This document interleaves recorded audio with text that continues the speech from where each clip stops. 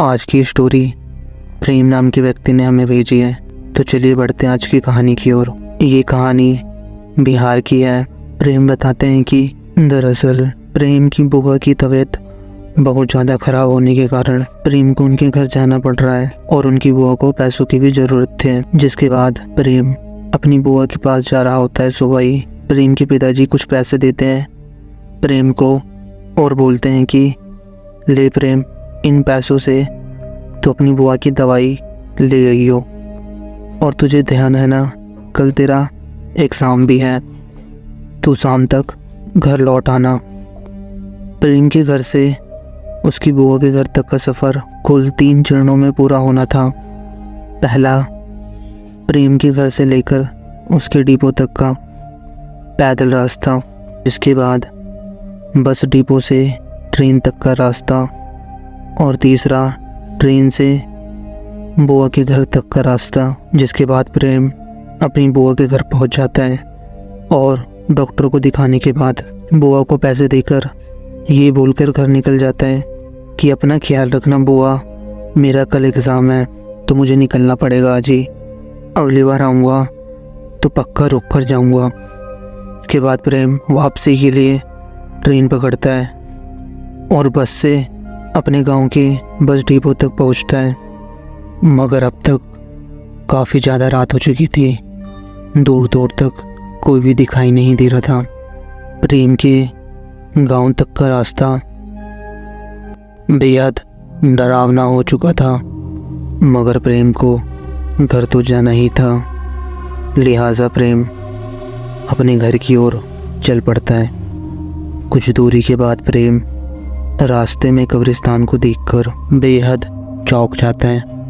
दरअसल प्रेम इसलिए हैरान हो जाता है क्योंकि जब प्रेम सुबह यहाँ से जा रहा था तब कब्रिस्तान प्रेम के लेफ्ट हैंड पे था। मगर हैरानी की बात यह है कि उसके आते समय भी वो कब्रिस्तान अभी भी लेफ्ट साइड में ही था। ये सब देखकर प्रेम एक पल के लिए सोच में पड़ गया। जिसके बाद प्रेम वापस बस डिपो की तरफ मुड़ जाता है जहाँ उसे एक आदमी दिखता है और उससे पूछे जाने पर प्रेम को पता चलता है कि बस डिपो से आते हुए वो कब्रिस्तान लेफ़्ट साइड से ही पड़ता है। जिसके बाद प्रेम को लगता है कि मैं तो सही रास्ते पर ही था और वो सोचता है कि शायद मुझे ही गलतफहमी हो गई थी। वो वापस उसी रास्ते से अपने घर की ओर चल पड़ता है और अब वो उस कब्रिस्तान को पार कर रहा होता है। 5 से 10 मिनट बाद उसे यह एहसास होता है कि अभी भी वो कब्रिस्तान पार ही कर रहा है, जबकि कब्रिस्तान को तो 2 मिनट में ही पार हो जाना चाहिए था। और अब प्रेम समझ चुका था कि कुछ ना कुछ गड़बड़ ज़रूर है। जिसके बाद प्रेम डर के मारे बहुत तेज़ी से दौड़ने लगा। मगर प्रेम अभी भी कब्रिस्तान को पार नहीं कर पा रहा था, मानो कब्रिस्तान अभी भी उसके साथ साथ दौड़ रहा हो। और अब तक प्रेम दौड़ते दौड़ते काफ़ी ज़्यादा थक चुका था और उसकी सांसें भी फूलने लगी थी। और अचानक ही प्रेम को तेज़ी से धक्का लगता है, मानो किसी ने पीछे से बहुत तेज़ धक्का मारा हो। जिसके बाद प्रेम वहीं मुँह के बल गिर जाता है, जिससे उसे काफ़ी ज़्यादा चोट आती है और वो वहीं बेहोश हो गया। और जब उसकी आँख खुली तो उसने देखा कि वो अपने घर से कुछ ही दूरी पर गिरा पड़ा है और वो कब्रिस्तान दूर दूर तक नज़र नहीं आ रहा है।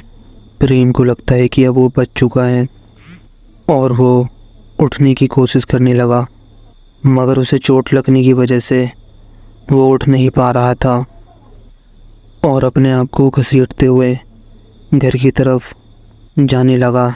और जैसे ही प्रेम घर पहुंचा, उसकी हालत देखकर घर वाले बहुत ज़्यादा हैरान हो जाते हैं और प्रेम की माँ उसे देखकर रोने भी लगी।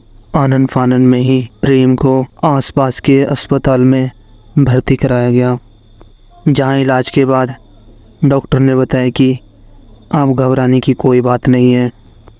मगर हफ्ता भर बीत चुका था, लेकिन हैरानी की बात तो ये थी कि प्रेम के अंदर कोई सुधार नहीं आया। तमाम डॉक्टरों को दिखाने के बाद भी सारे डॉक्टर प्रेम की समस्या को पकड़ने में असमर्थ थे और प्रेम की हालत दिन प्रतिदिन खराब होती जा रही थी। और आखिरकार वो बुरा समय भी आ गया जिस दिन प्रेम इस दुनिया को छोड़ के चला गया।